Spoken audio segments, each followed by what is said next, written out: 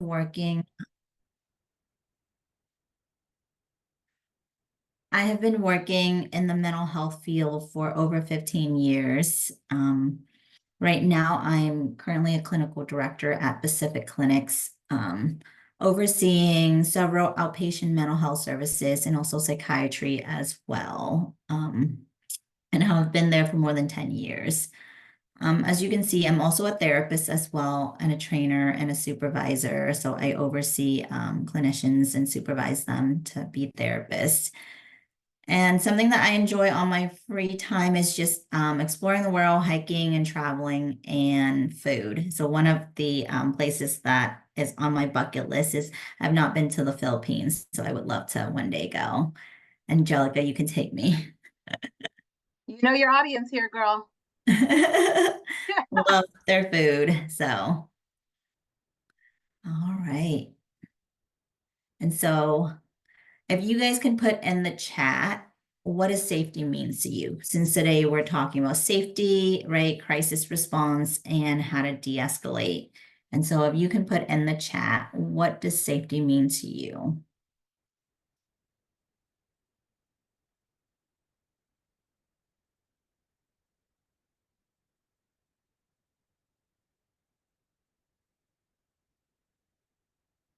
Feeling supported. Thank you, Giselle.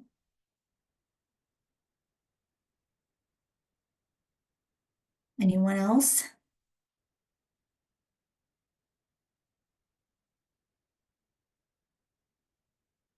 No anxiety, protection of ourselves and others physically and mentally, definitely. Sense of security.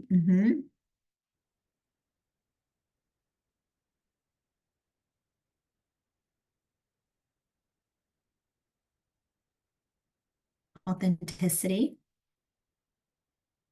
feeling comfortable and content.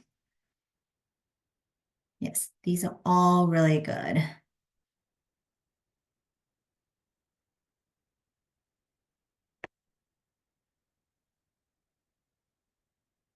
me see anyone else. Okay.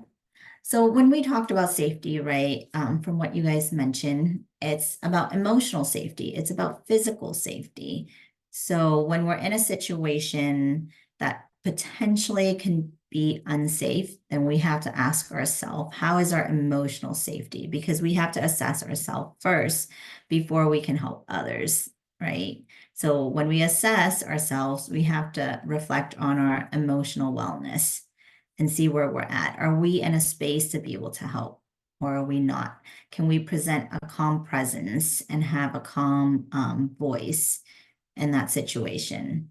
Or do we even feel right, safe to enter that situation? Like, do we have the support needed to go into that situation? And then always, right, what I tell everyone is trust your instinct. If your instinct is telling you that something is off, something doesn't feel right about the situation, don't do it. Because if you're in a situation that you put yourself in a situation where it's not safe for you, then you can't help the other person. So always assess where you're at and whether you feel safe to enter into that situation. And not only that, are you assessing the emotional safety of yourself, but you also want to assess where the other person is at emotionally. Like, right, we want to be able to read their nonverbal cues, their facial expression. Are they able to be coherent when they're talking to you, or are they slurring their words? Are they being right? Their thought process, is it being disorganized? Are they able to have a conversation with you? Not only that, but what about their posture too, right? We want to assess for that too before we engage in anything. And so all of those, right, we want to assess first to see where the other person's at, where we are at before entering it. And not only that, so once we're done with the emotional piece, then we have to assess the physical safety. We have to look at our surrounding. Where are we at? Are we at a space to where we can get help? Are we near an exit if we need to escape? Is there someone on standby that we can call if something happens? And then also for the other person, we want to assess too, like I said, their body language, right? And their body posture. And are they having certain behaviors that can sometimes be bizarre or that they're, right, sometimes can be self-injurious. Sometimes you can see someone like really not in their right headspace and they're hitting, their hand on the head trying to figure out something. Or they can be yelling at people, they can be posturing. So all of those things you have to take into account when you're talking about safety. Physical safety is important, but the first thing is you always want to assess the emotional safety first of yourself and of the other person. So, like I said before, you have to make sure you're good to enter into a situation to help, because if you're not, then it doesn't help you or the other person at all.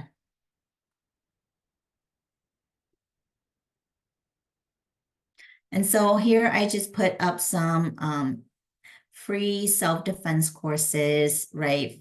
So that if you don't feel like you can enter into a situation to help somebody and be safe. So I want to make sure to give you guys the resource for it. And there are some events that are going on in Oakland and San Jose that are free. They have free self-defense courses just in case you feel like you need to have some tools under your belt.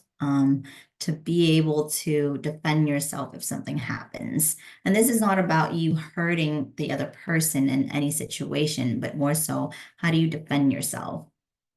Because when we're talking about safety, it's about how do we protect ourselves and protect the other person. And so, yes, these courses are for self-defense. They're not meant to, hurt the other person. And at the end, I will provide the PowerPoint, and so that you guys will have access to all these links. All right.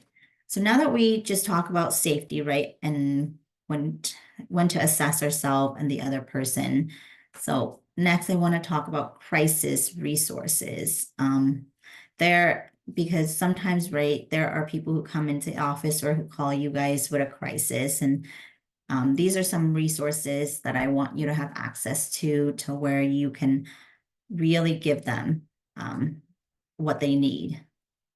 So for many people, right, maybe they just want to talk or to text. So we have a lot of lines where you can just text, and then there'll be a crisis counselor on the other line to text back. Or if they want to talk, there's always a number to call that they can talk to somebody. And then I don't know if you guys have heard of 988, but that is a national number that is being operated nationwide, 24 hours a day, 7 days a week, 365 days. And it has both phone and text as well. And so anybody can call that line if they're in a crisis situation, and they can seek help. And then they will link you to whatever resources you need in the area that you live. And they have ASL and other languages available too. So the person doesn't need to be English speaking to access that. And then if you come across a situation to where you, right, you see something's off, the person is in a crisis, and they don't want any of the phone or text resources where they can be unsafe, then I would call 911, but you can ask for a crisis intervention team, a CIT person. So that person knows how to deal with mental health issues, and they can't, so that person will take the lead when the police and that person will come out together to assess the person in crisis, so that the person who is in crisis is not dealing with the police officer who isn't always trained in how to address mental health needs or in how to address someone who is in a mental health crisis. And so there are a lot of resources out there. So I just want to give you guys some for you to really right, have that on hand if someone walks into the office or if you're on the phone with somebody and they're in a crisis.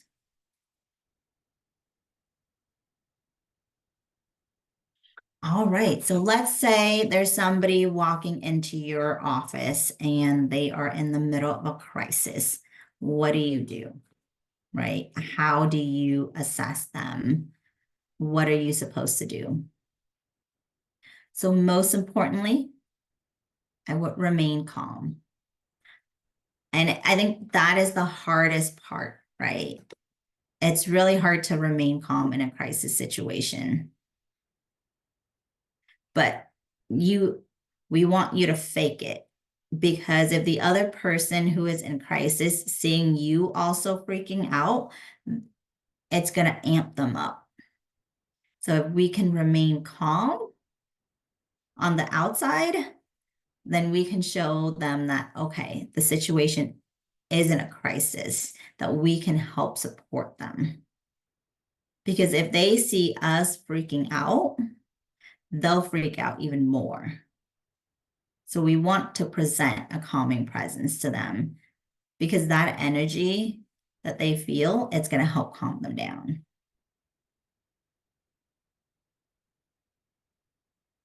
And so to assess someone to determine whether, right, they need further help or not, we would ask questions. Well, before we even ask questions, we would observe them and see their appearance. Are they disheveled? Does it look like that they haven't showered for days, right? And right, and we want to observe their behaviors. Are they having odd behaviors? Or are they, on substances? Are they slurring their speech? Are they having incoherent thoughts that are coming out? They're verbalizing that. Or sometimes you can see the disorganized thinking as well.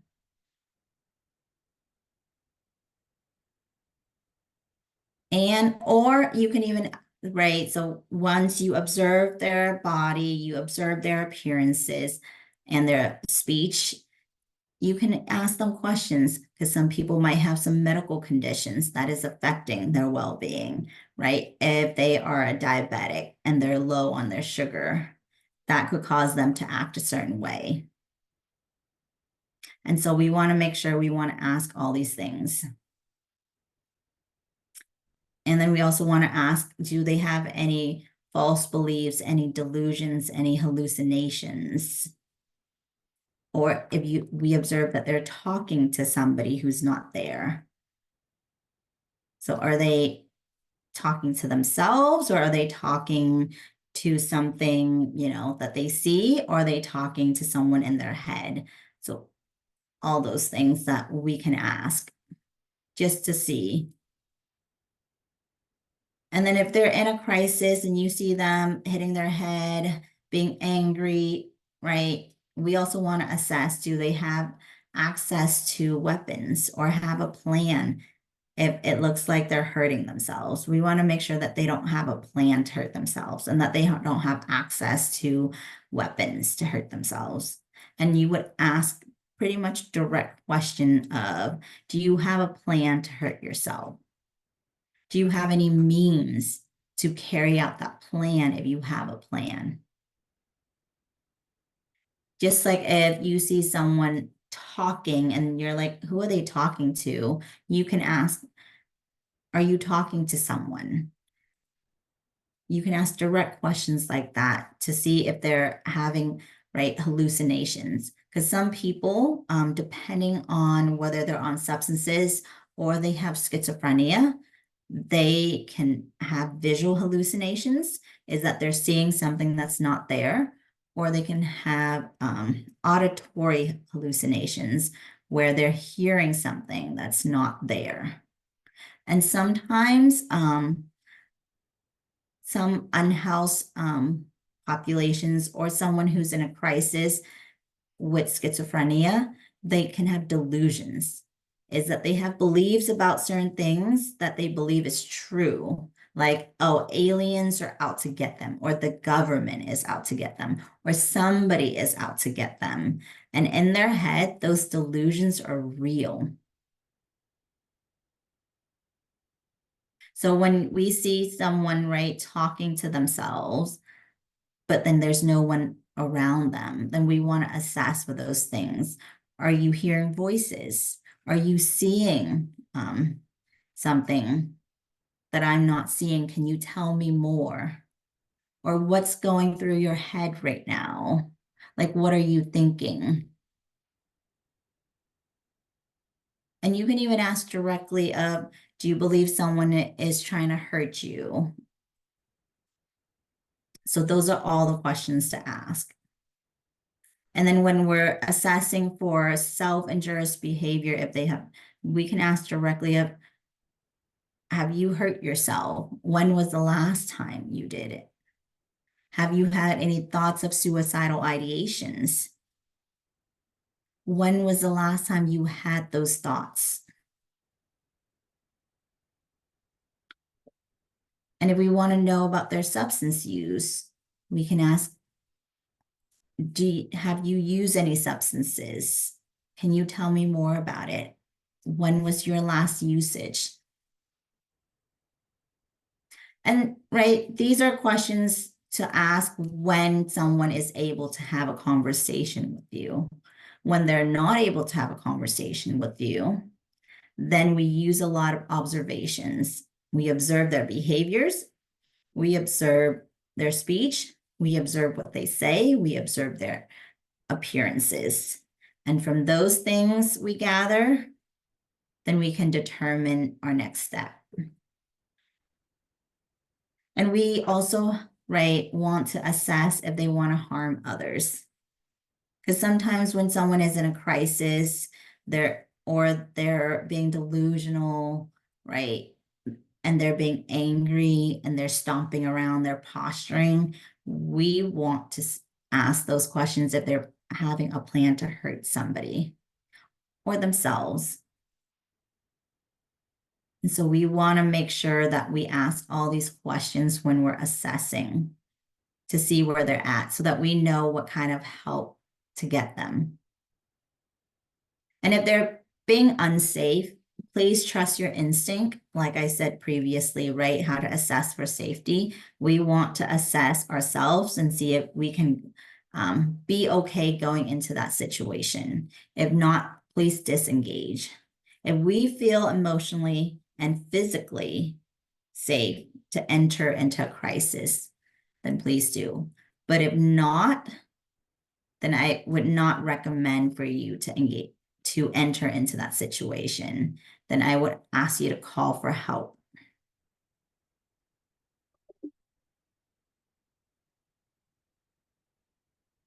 So before I speak further, I wanted to see if anyone has any questions about what I just shared, because I know that's a lot of information.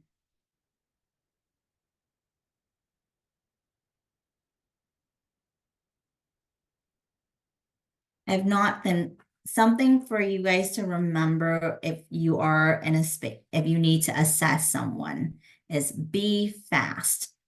So what it stands for is the letter B is for behavior. You're assessing their behavior.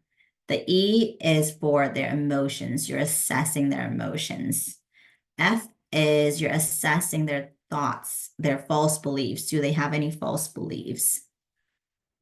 Right? A is for appearance. You're assessing the way that they look. You're observing to see, because if someone who hasn't showered for days, they're looking disheveled, something's off, right?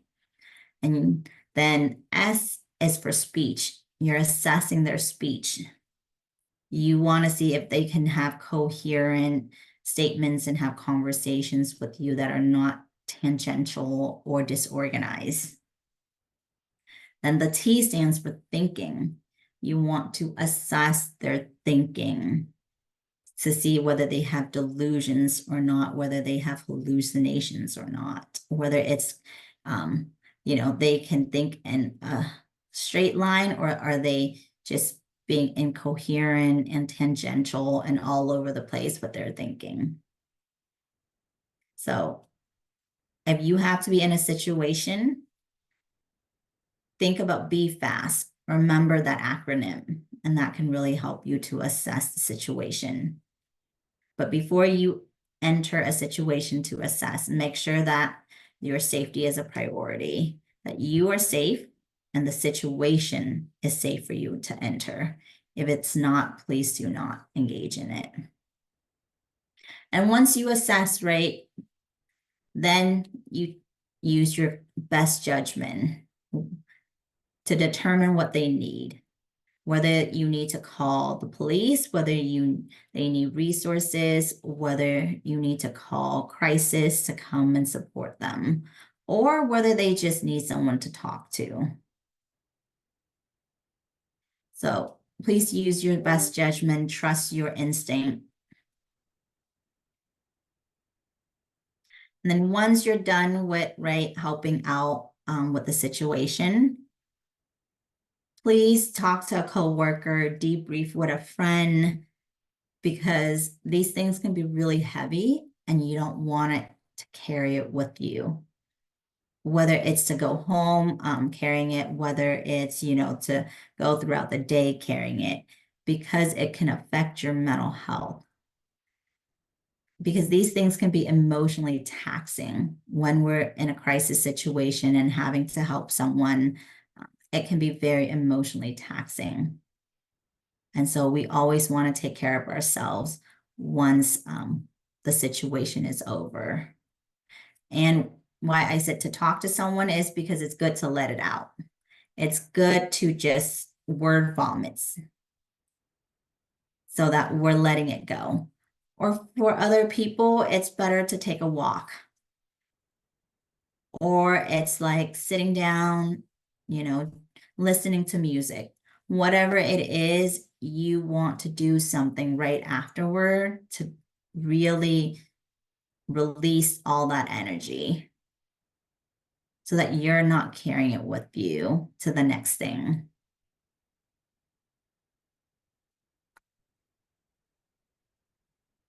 So if you guys have any questions, please put it in the chat so that I can answer it as we go along this training. And I want to reiterate, the most important thing in a crisis situation is to remain calm. If you are unable to remain calm, please don't engage in the situation. Ask for help. Ask someone else to cover for you.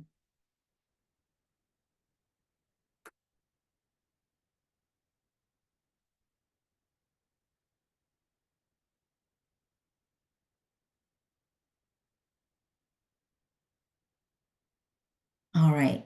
So how do we remain calm, right? How do we do that?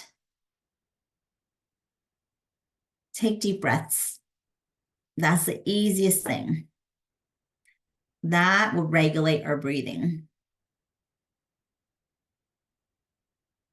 Oh, Peter asked a question. Can you verbalize your concern with the person?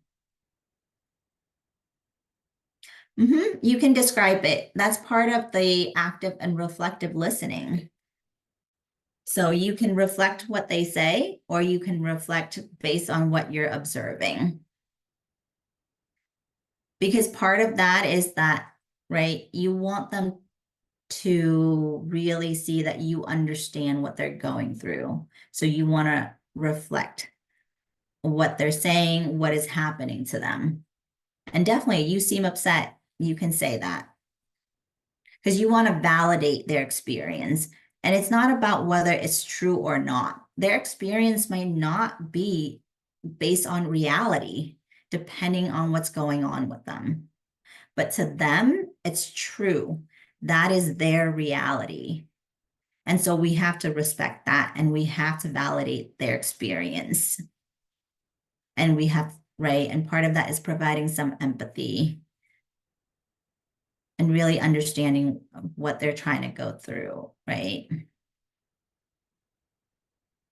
And so take deep breaths to regulate yourself if you feel really nervous, because that is what's going to help you to remain calm and have a clear tone of voice. Because when someone is in a crisis, we want to be specific and concise. When we get so wordy, they don't understand what you're saying. It's just going to feel like jumble mumble to them when we're saying too much. Just like when we're upset, right? And people keep going and going and going and saying all the things, we're not going to be able to take that in. So when someone is in a crisis, that means they're dysregulated. Their brain is all over the place. And so they can only hear a few words. So in this situation, less is more. And at times silence is okay.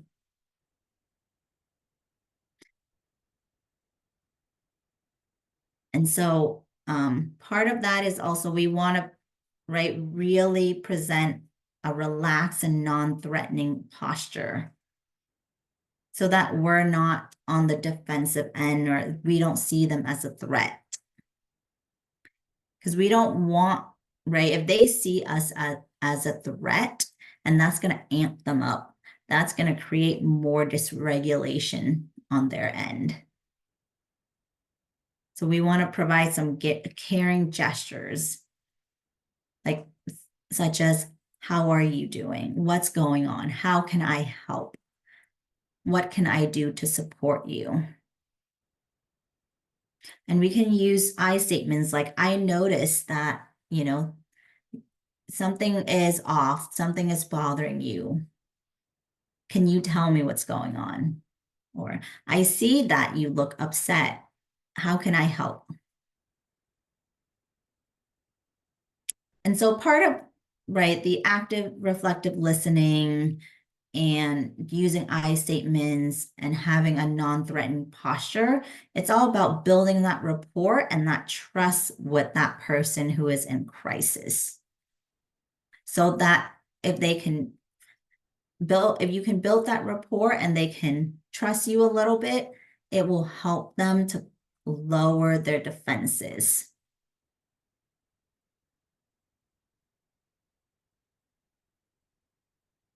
So it's about, right, them being open to what we're saying.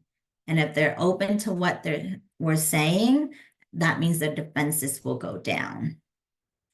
And part of that is really showing them hope, really focusing on the strengths that you notice about them. And I think that's the hard part. Sometimes when someone is in a crisis, it's really hard to see their strengths, right? But if you notice something good, like you can even say, thank you for talking with me. I know it's hard what you're going through, and I might not understand it, but thank you for, talking with me, and thank you for allowing me to help you. So please let me know, how can I help?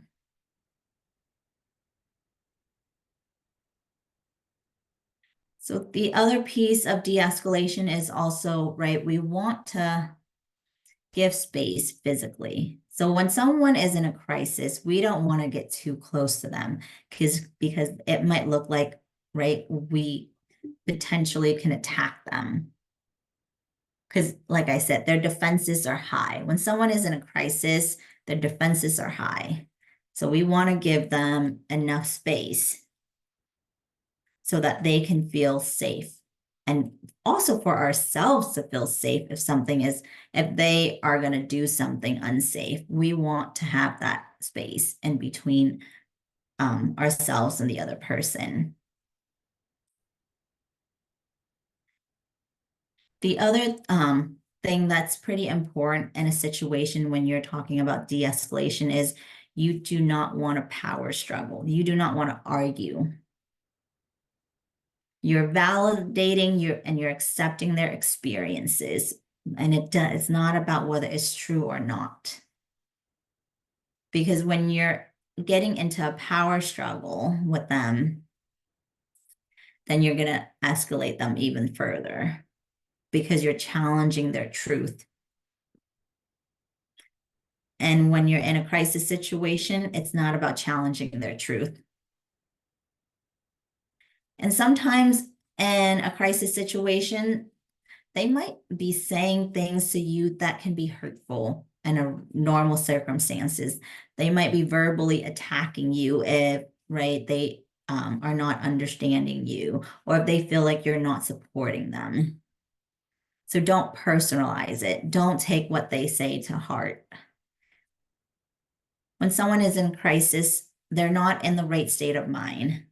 They're not in the space to be able to have, right, an empathic conversation with you that is reciprocal, that you can go back and forth with understanding. And when a person who is in crisis, they're also trying to gain control because that situation is, right, they don't have control of whatever situation that they're going through. And so they're trying to gain control.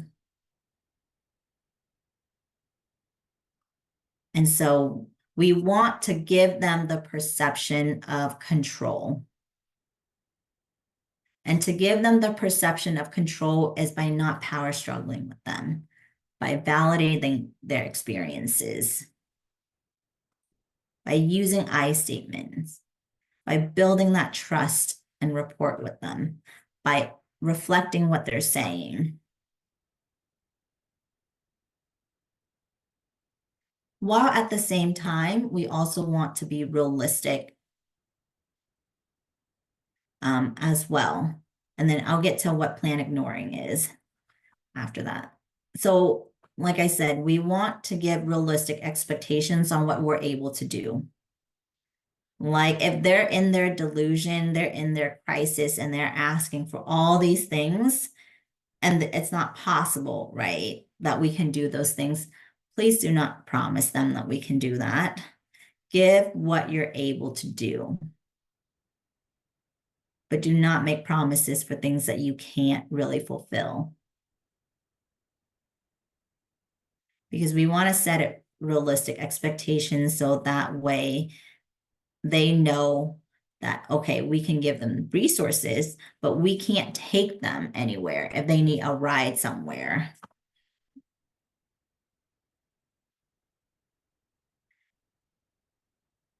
So plan ignoring, what it is it's part of, it's the opposite of power struggling. So instead of engaging with someone in, right, an argument, going back and forth with them, you're pretty much planning out on ignoring what they're saying. If they're attacking you, right, you disengage and you can say, I see that you are upset right now. So once, are able to calm down, then we can talk. And then you disengage and you just let them yell. You let them do what they need to do, unless they're being unsafe, right? Then when they're being physically unsafe or even unsafe to themselves, then that's when we can seek help. But if they're just yelling, walking around, stumping, not really being unsafe, we can ignore those behaviors. We can say something, right, to reflect on what they're going through and then disengage. So that's what plan ignoring is. It's pretty much ignoring the behaviors that, so that we don't engage in that power struggle with them.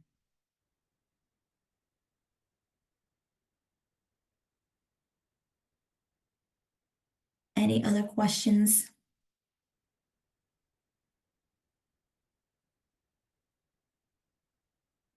So going over all this at the end of the workshop, we'll have some breakout groups so that you guys can try this out. I'll have a scenario for you guys at the end.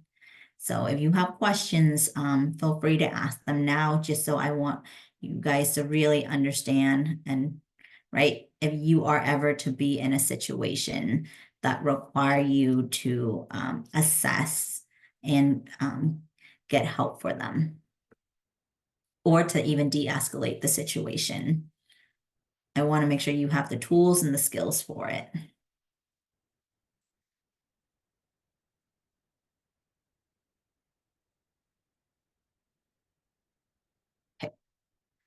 So something else that I want to talk with you guys about is domestic violence.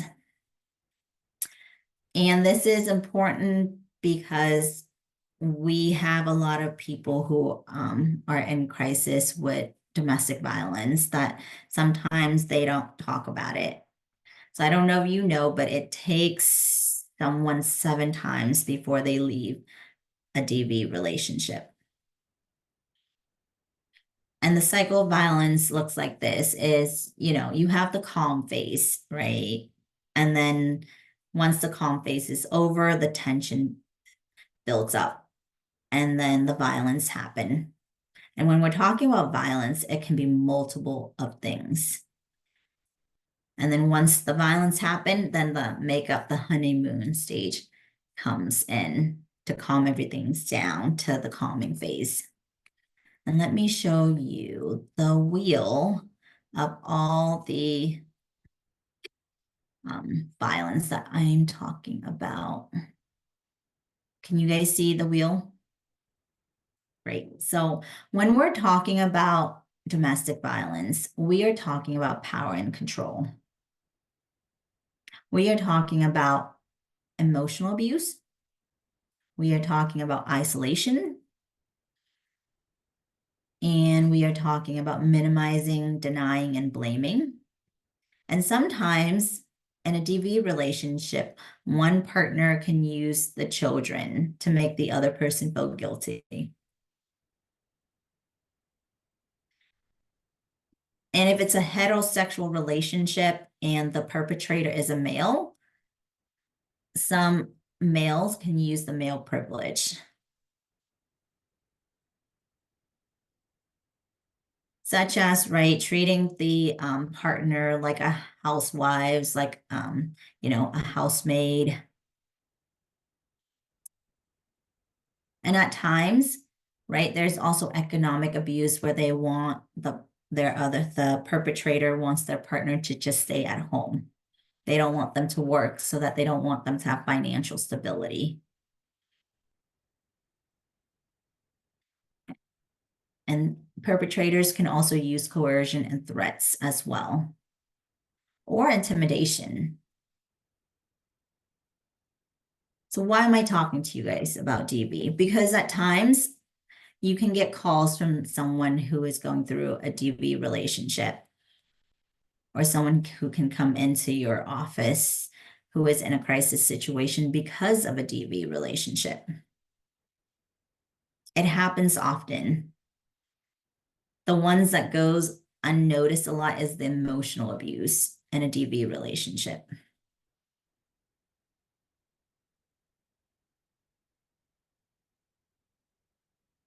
And so, right, it's about power control in any DV relationships. It's about the perpetrator putting their partner, putting the survivor down, keeping their self-esteem low so that they can maintain that cycle of violence, that cycle of DV, so that the partner, the survivor can stay in that relationship with the perpetrator. So that perpetrator can be in control at all times.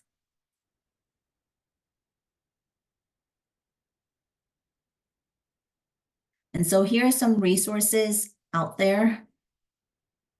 There is the National Domestic Violence Hotline that you can give out to survivors if they want to call and talk to someone. Or there is also you can text START to text with someone.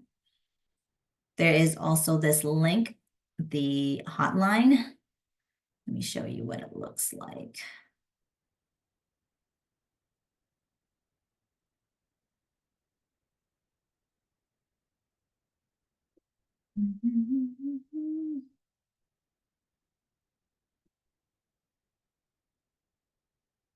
Right here. So all the resources are all on here. Plan for safety, how to support other people, like gaining more information about what abuse look like, what domestic violence look like, because not everybody understand what it looks like. And also, how does that play out in a cultural context as well? So this is the website that you can give out for anyone going through that situation. And they can chat, they can text, they can call. And I believe it is operating 24/7.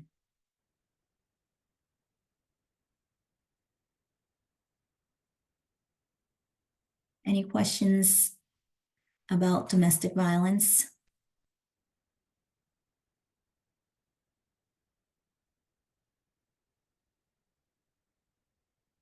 And so I would say sometimes you get someone who know they're in a DV situation, but they're having a hard time getting out of it.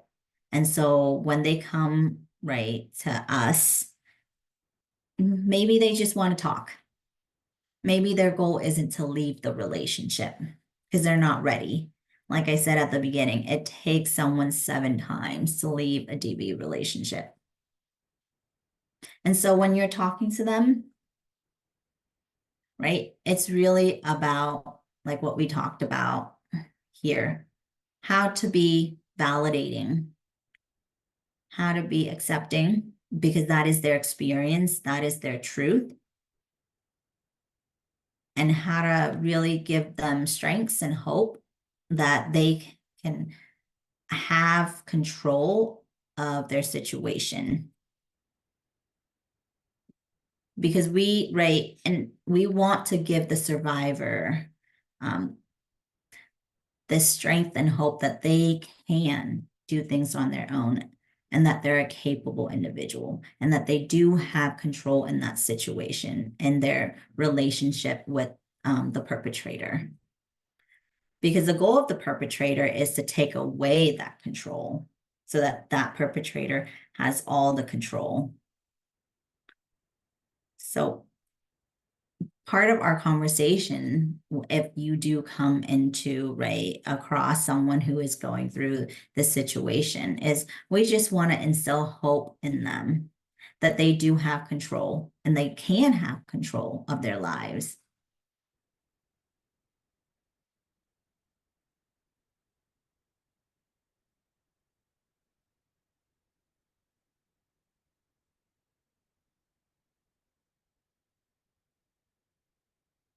All right, so here's just some resources if you come across, refugees or immigrants who are in need of services. I would say nationally, the National Immigrant Justice Center is a good one, but I know also you guys do it too, advocating for immigrants and really getting them resources and support. And if you're in the East Bay area, San Jose area, these are all some local services that can help out.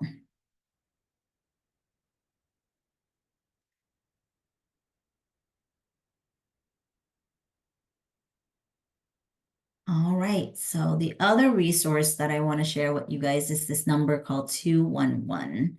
It helps with housing, utilities, healthcare, medical treatment, food benefits, financial assistance. So sometimes you get phone calls, right? Or someone coming in not knowing how to get all these resources.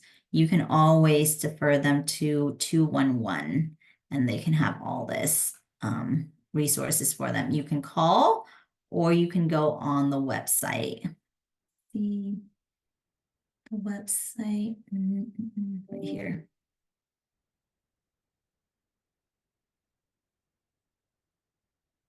So they can get caregiver resources, mental health, or someone who is new to the US. There's help, there's resources for that as well. So this is a great resource for anyone who needs, right, all those different things from housing to medical treatment to financial assistance. And you can get someone in different languages if they don't speak English.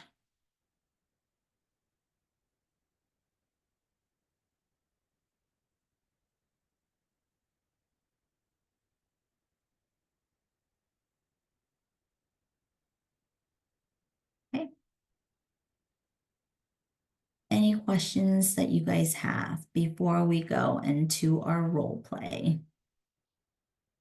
Before we practice.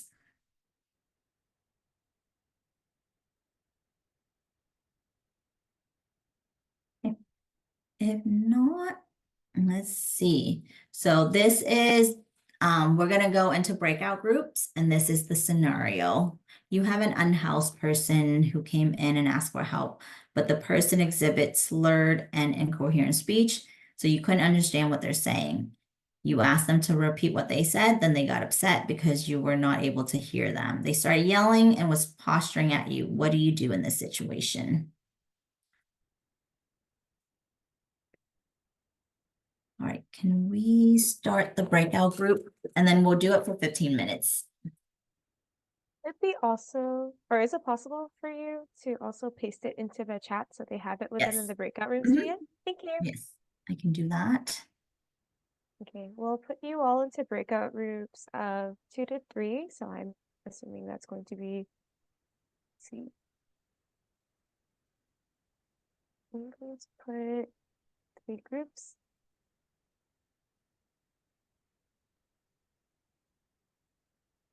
Into the chat.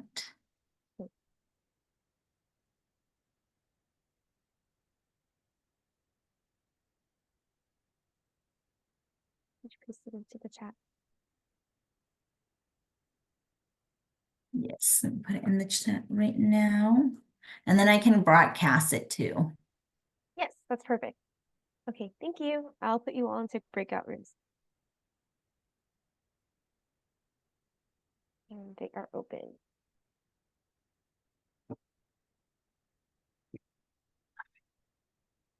Let me broadcast this. Natalie, did you want to be in a breakout room? Sure, if needed. You could place Okay. me. I'll put you in, what was it called? Room 3. Well, pause the recording right now.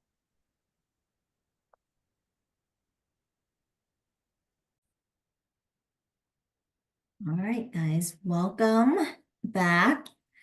Thank you for letting me be in your breakout room and just chit-chatting with you guys and really getting to know you guys. And I was saying that I got to talk to someone from Portland, someone from Canada. So it's amazing that, Lee Filipino has like this widespread all over. And so that's amazing. And so for the last part, it's just if you guys have any questions for me, anything that was confusing, any thing that you want me to clarify on, but just know that I will send the slide to you guys so that you have a copy of it and also the resources as well. So I have some pages of resources that you can have.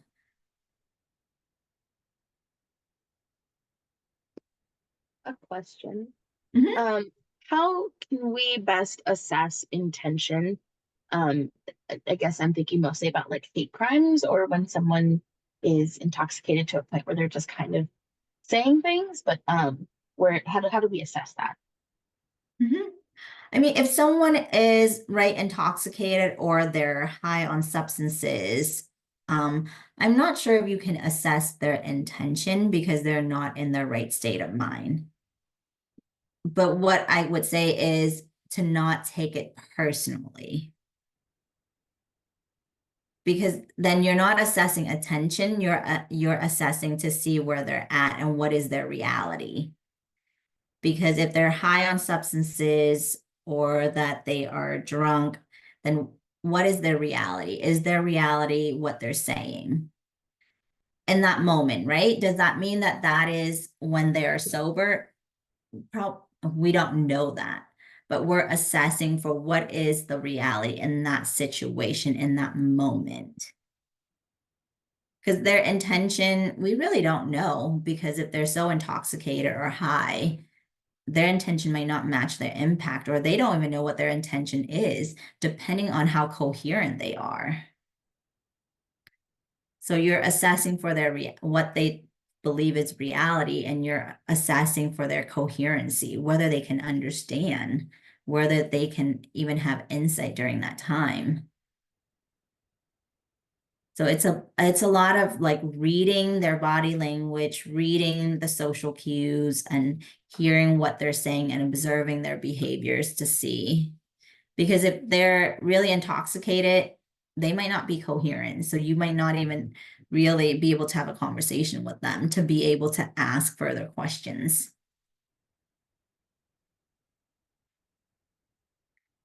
Does that make sense, Isela? Yeah, thank you. Mhm. I do have one more question. Of course. And that's about like how do you step up without taking somebody else's power? So if you see somebody who is receiving that end and you want to help, but you don't want to like make them feel like they couldn't do it themselves, how do you support someone in de-escalating it? What's the best way to approach? How to help them, how to help de-escalate the situation, but they don't want your help.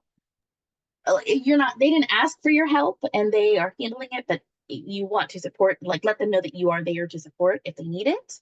How do Mhm. you let somebody know that without saying like, I don't think you're doing a good job? That's not the intention, right? The intention is like, if Mhm. you need a little backup, feel free to call Yeah. me. You can say, I have some time right now, so if you need my help, just let me know. Like, I'm happy to help, right? You're saying that it's there if you need it, but you're not overtly saying like, I can help you in this situation. You're just letting them know that the support is here. So if they need it, they can take it. Whatever, but not necessarily inserting yourself into the situation. Because you don't ever want to insert yourself in a situation. You just want to offer, right? And put it out there as an option. If they want it, they can take it.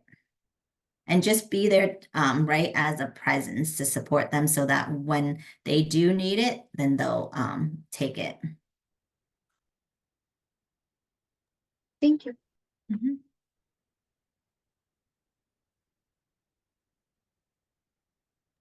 I have a question. Mhm.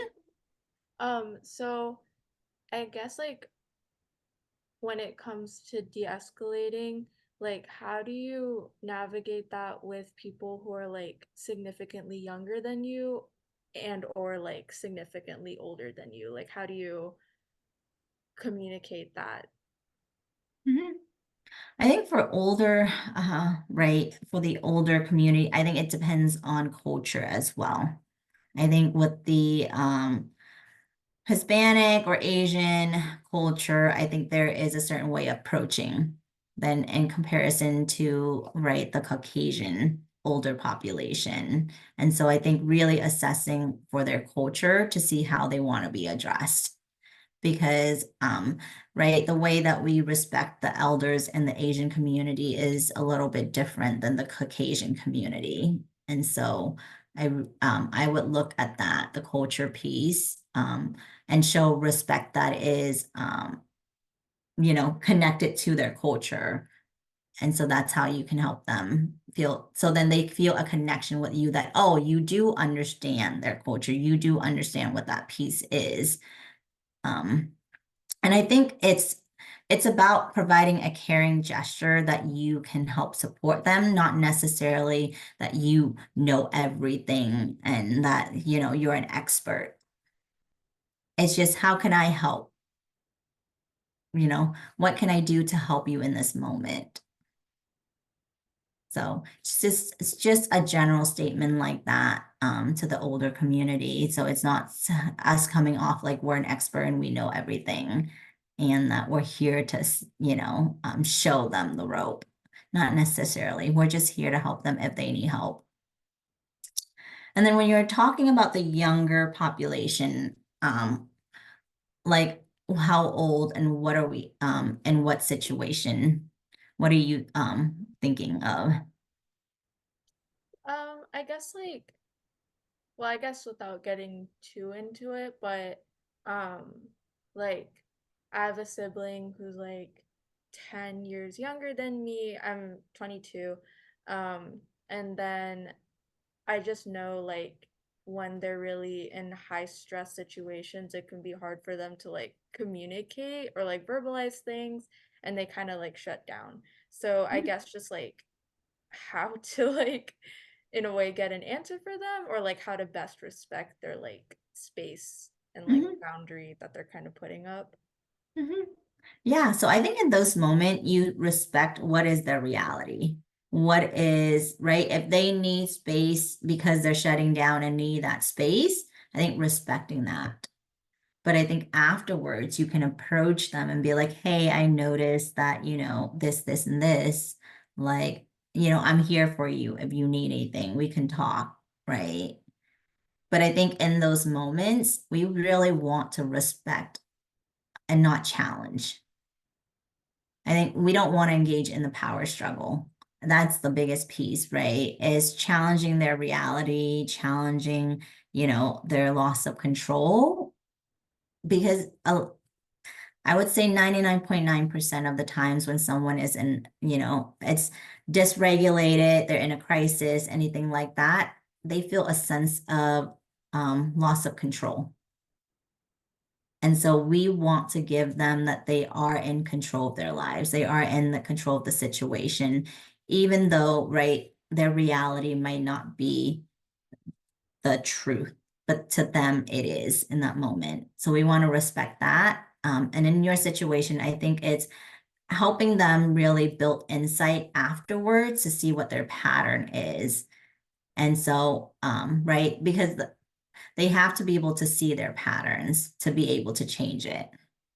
And so for you, it's not about challenging them in that moment of them shutting down, but it's afterwards of like, hey, I'm noticing this. And so do you notice that too? Do you know that? Is it something that we can talk about? Thank you. Any other questions?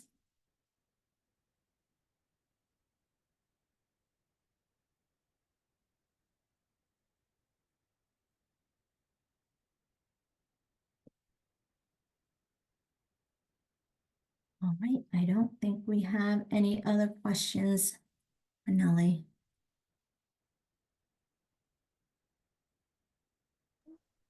Would you like to conclude your workshop? Go ahead. All right. Thank you everyone for participating and engaging in the workshop and the breakout groups and talking with me and discussing the scenario. So I hope you guys can take these strategies and build on the skill set that you guys already have for when these situations do happen. They don't happen often, but sometimes they do. And so it's just how do we, have those tools so in those moments that they do happen for us to be able to use it. So thank you, everyone. Oh, thank you. I'm gonna show my emoji reactions, my hearts. All right, thank you so much, Duyen. Okay, so before we wrap up, I would like to take a quick picture, just for promo sakes. So if everyone can have their camera on for a bit, fix your hair, brush your teeth, just when we do feel good. Yeah, granted, it is a recording, so once I say 3, smile as big as you can, I'm going to take a screenshot from the recording. That's good? Okay, 3, 2, 1. 3, 2, 1. Sorry, my camera wasn't on. Can we do that one more time? Yeah, do it again. There you go. Okay, 3, 2, 1. 3, 2, 1. Okay, in the spirit of Filipino family photos, we also do wacky, which is like a random course. pose or something silly. Okay, wacky, wacky. Oh, you don't see my peace sign. 3, 2, 1. Perfect. Okay, thank you all for joining us. We will have, I'm going to stop recording at this point.